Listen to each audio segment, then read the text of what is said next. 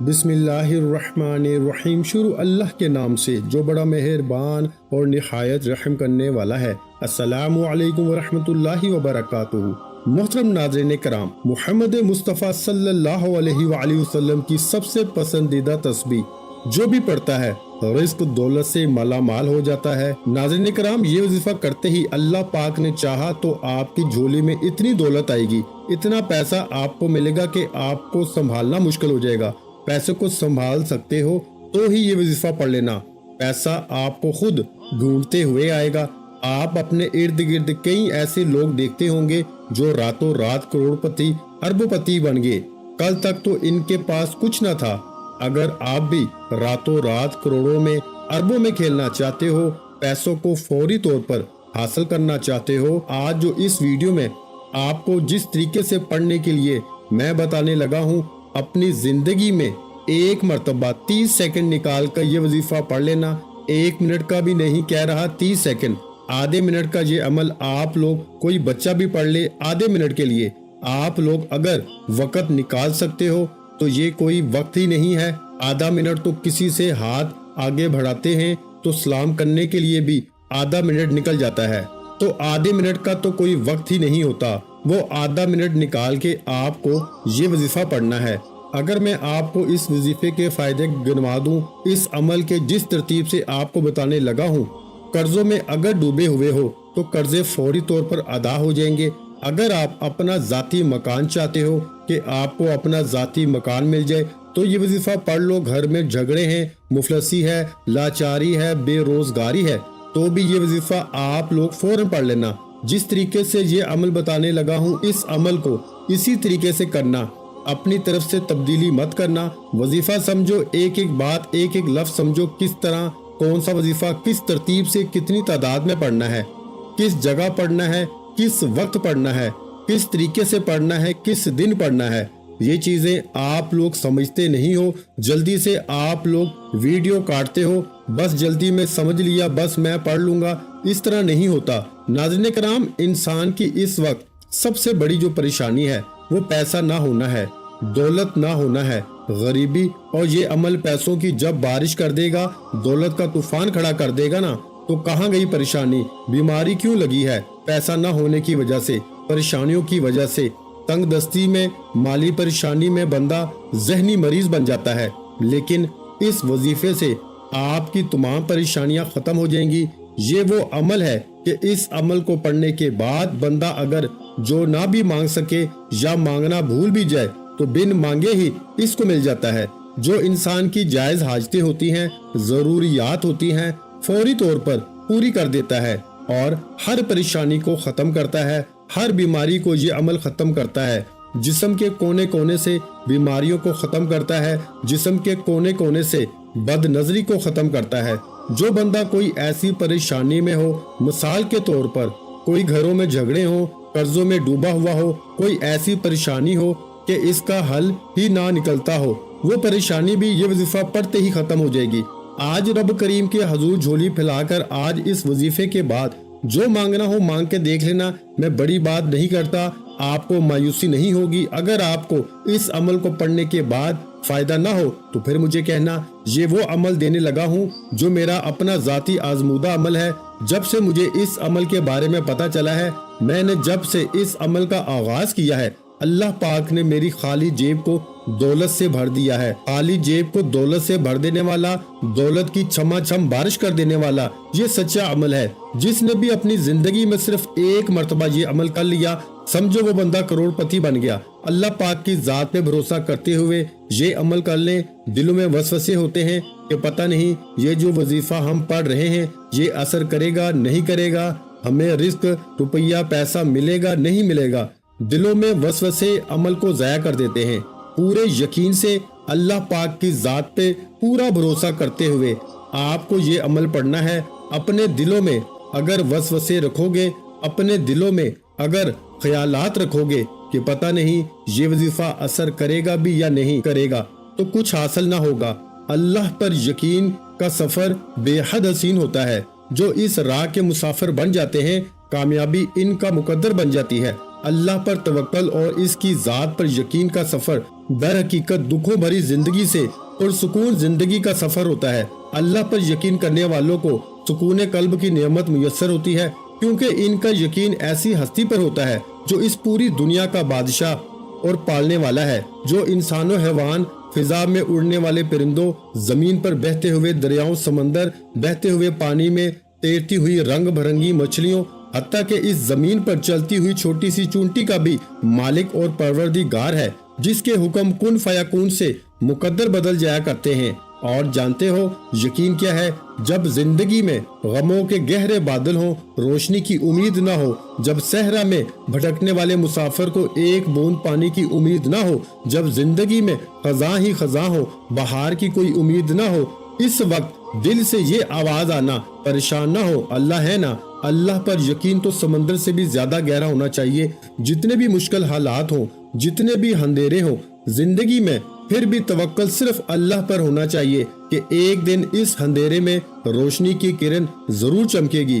جو اللہ کی عظیم ذات پر کامل یقین رکھتے ہیں میرے بھائیوں، فلاح کامیابی بھی انہی کے لیے ہوا کرتی ہے، تقدیریں بھی انہی کی بدلا کرتی ہیں۔ حضرت عمر بن خطاب سے روایت ہے کہ رسول اللہ صلی اللہ علیہ وآلہ وسلم نے فرمایا، اگر تم اللہ پر اس طرح توکل اور بھروسہ کرو جس طرح توکل کرنے کا حق ہے، تو وہ تمہیں اس طرح رزق دے گا جیسے پرندوں کو رزق دیتا ہے۔ پرندے صبح سویرے خالی پیٹ نکلتے ہیں اور شام کو بھرے پیٹ واپس آتے ہیں۔ جب انسان اپنے رب پہ اس قدر بھروسہ کر لیتا ہے کہ اس کے علاوہ کوئی بھی اس کی ضرورت پوری کرنے والا نہیں، تو اللہ بھی اپنے بندے کو مایوس نہیں لٹاتا۔ جو لوگ اللہ کے در کو چھوڑ کر دوسروں کے در سے مانگتے ہیں، کیا انہیں اللہ کی ذات پہ تھوڑا سا بھی یقین نہیں؟ کیا انہیں اس دنیا کے لوگوں پر اللہ کی ذات سے زیادہ بھروسہ ہے، جو ذات رات کو درختوں پر بیٹھے ہوئے پرندوں کو نیند میں بھی نیچے گرنے نہیں دیتی؟ وہ ذات انسان کو بے یار و مددگار کیسے چھوڑ سکتی ہے؟ اللہ پاک کی ذات تو رحیم و کریم ہے، انسان کو اس کی سوچ سے بڑھ کر عطا کرنے والی ذات ہے۔ اللہ تو فرماتا ہے، اے میرے بندو مجھ سے مانگو میں تمہیں عطا کروں گا، اور عطا بھی ایسا کہ انسان حیران رہ جائے۔ لیکن ہم انسان ہی بے وفا ہیں جو در در پہ جا کے سر جھکاتے ہیں، اللہ کو چھوڑ کر اللہ کے بنائے ہوئے بندوں سے مانگتے ہیں۔ اللہ پہ یقین کے معاملے میں زیادہ سوچا مت کرو، آنکھیں بند کر کے یقین کر لیا کرو، کیونکہ یہی وہ راستہ ہے جہاں فلاح و کامیابی نصیب ہوتی ہے، یہی وہ راستہ ہے جہاں پر کامیابی انسان کا مقدر بن جاتی ہے، یہی وہ راستہ ہے جہاں دنیا آخرت سمجھ جاتی ہے۔ اللہ تو قادر مطلق اور بے نیاز ہے، انسان کی سب خواہشات پوری کرنے پہ قادر ہے، بس اللہ کی ذات پہ کامل یقین ہونا چاہیے۔ میرے بھائیوں، اللہ کی ذات پہ یقین حضرت ابراہیم علیہ السلام جیسا ہونا چاہیے، جن کی توکل کے ذریعے آگ ٹھنڈی کر دی گئی۔ اللہ پر توکل حضرت موسیٰ علیہ السلام جیسا ہونا چاہیے، جو دریا میں بھی راستہ بنوا دیتا ہے۔ اللہ پر توکل تو یوسف علیہ السلام کو یعقوب علیہ السلام سے ملوا دیتا ہے۔ اللہ پر توکل تو شدید طوفان میں بھی کشتی نو پار لگا دیتا ہے۔ تو کیا ہم اپنے رب پہ توکل نہیں کریں گے، جو ناممکن کو ممکن کرنے کی قدرت رکھتا ہے؟ ہمیشہ اپنی عقل سے زیادہ اللہ کی ذات پہ بھروسہ کرو، کیونکہ اللہ پر پختہ یقین سخت اندھیرے میں بھی روشنی پیدا کر دیتا ہے۔ اللہ پاک کہیں نہ کہیں سے راستہ نکال ہی دیتا ہے، کیونکہ اللہ پاک اپنے بندوں کو پریشان نہیں دیکھ سکتا۔ وہ تو ایسی جگہوں سے انسان کو نوازتا ہے کہ انسان تصور بھی نہیں کر سکتا۔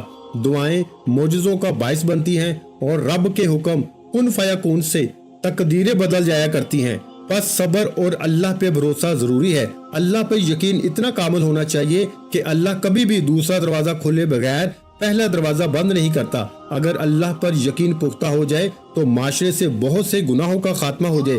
اگر اس بات پہ یقین آ جائے کہ قسمت میں لکھا ہوا رزق کسی دوسرے کے پاس نہیں جا سکتا، تو کبھی انسان دوسرے کے حق پہ ڈاکہ نہ ڈالے، کبھی قتل جیسا کبیرہ گناہ نہ ہو، کبھی یتیموں کا مال نہ ہڑپ کیا جائے۔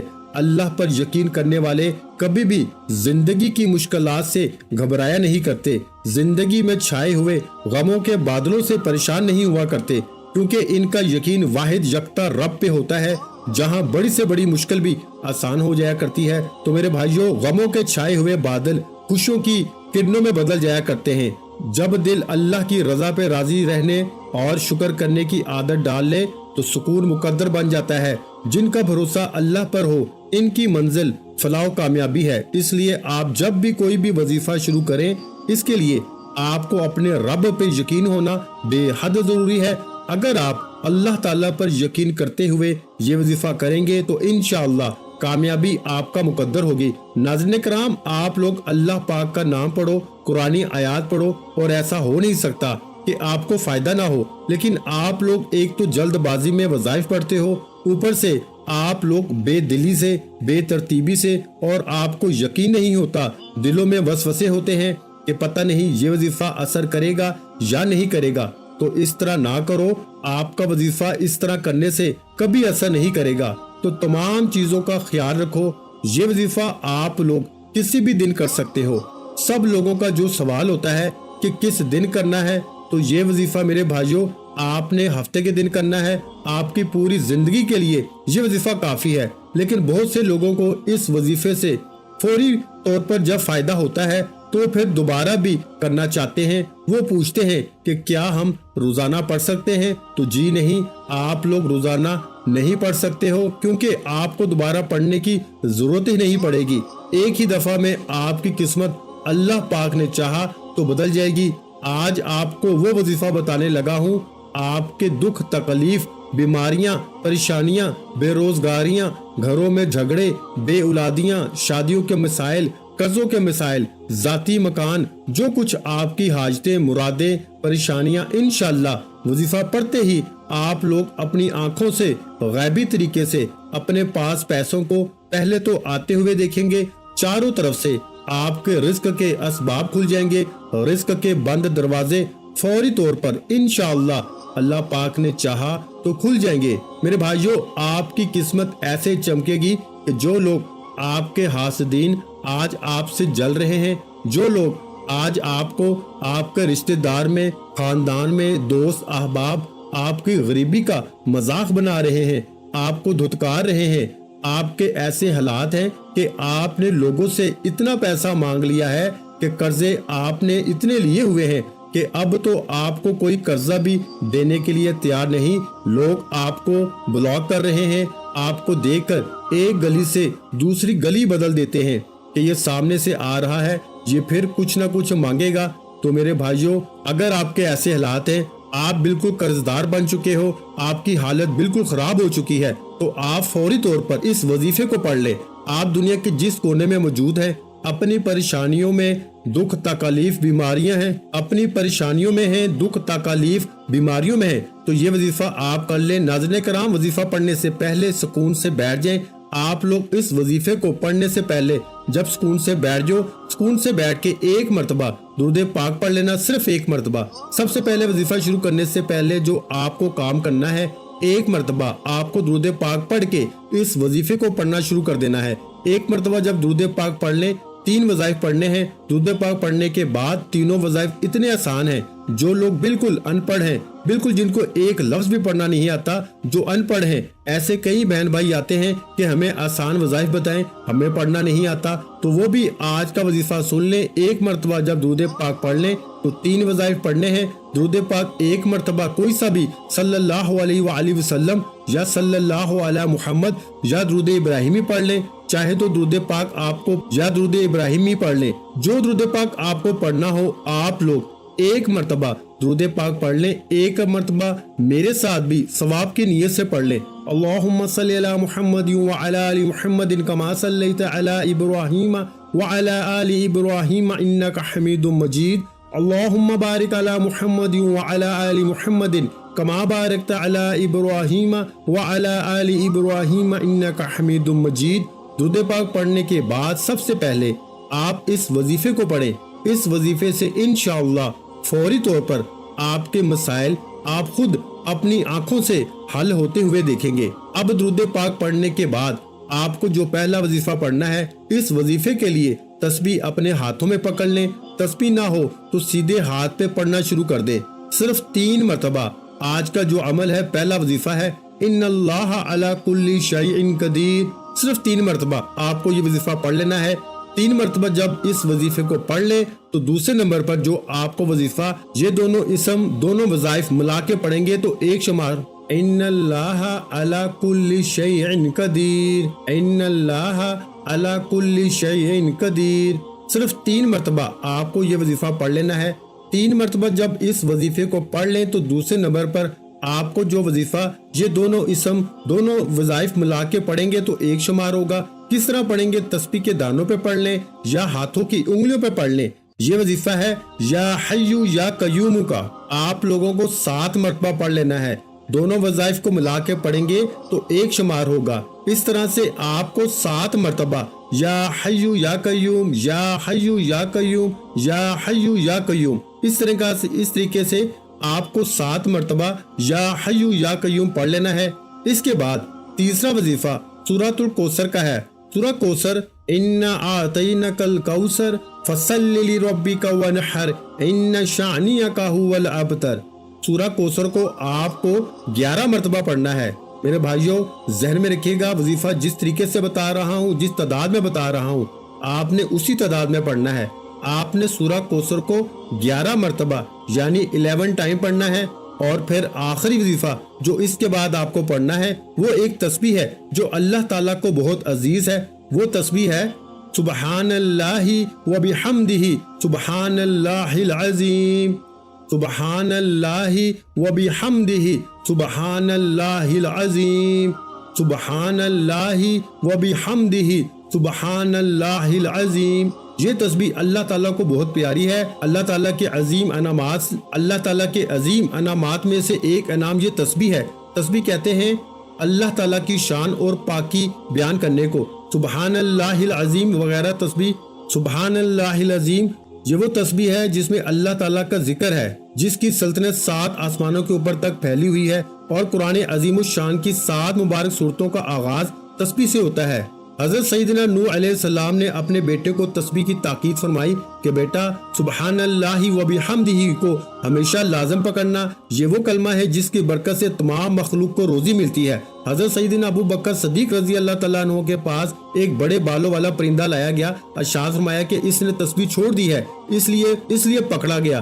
سبحان اللہ و بحمدہ سبحان اللہ العظیم تسبیح میں گناہوں کی پاکی بھی ہے۔ صرف 100 بار سبحان اللہ و بحمدہ سبحان اللہ العظیم پڑھا جائے تو سمندر کی جھاگ کے برابر گناہ معاف ہو جاتے ہیں۔ تسبیح میں جنت کی آبادی بھی ہے۔ ایک بار سبحان اللہ پڑھنے سے جنت میں اپنی ملکیت کا ایک درخت لگ جاتا ہے۔ درخت بھی معمولی نہیں بلکہ صدیوں کی مسافت تک پھیلا ہوا۔ تسبیح میں حشر کے دن کا سامان بھی ہے۔ ارشاد فرمایا کہ سبحان اللہ آدھے میزان کو بھر دیتا ہے اور باقی کو الحمدللہ بھر دیتا ہے۔ ایک بزرگ کے پاس ایک شخص نے روزی کی تنگی کی شکایت کی۔ انہوں نے فرمایا ہر نماز کے بعد سبحان اللہ 100 بار پڑھو۔ وہ صاحب زندہ دل انسان تھے۔ زندہ دل وہ ہوتا ہے جس کے دل میں اللہ تعالیٰ کا ذکر ہو اور جو دل کی توجہ سے اللہ تعالیٰ کا ذکر کرتا ہو۔ انہوں نے دل کی توجہ سے یہ عمل شروع کیا، مگر 1 ہفتے بعد ان بزرگوں کے پاس آ کر کہنے لگے کہ یہ وظیفہ بند کرنے کی اجازت چاہتا ہوں، کیونکہ اب تو زمین کے خفیہ خزانے بھی نظر آنے لگے ہیں۔ جو لوگ عقل مند ہوتے ہیں وہ خزانوں کے مالک بننے سے ڈرتے ہیں۔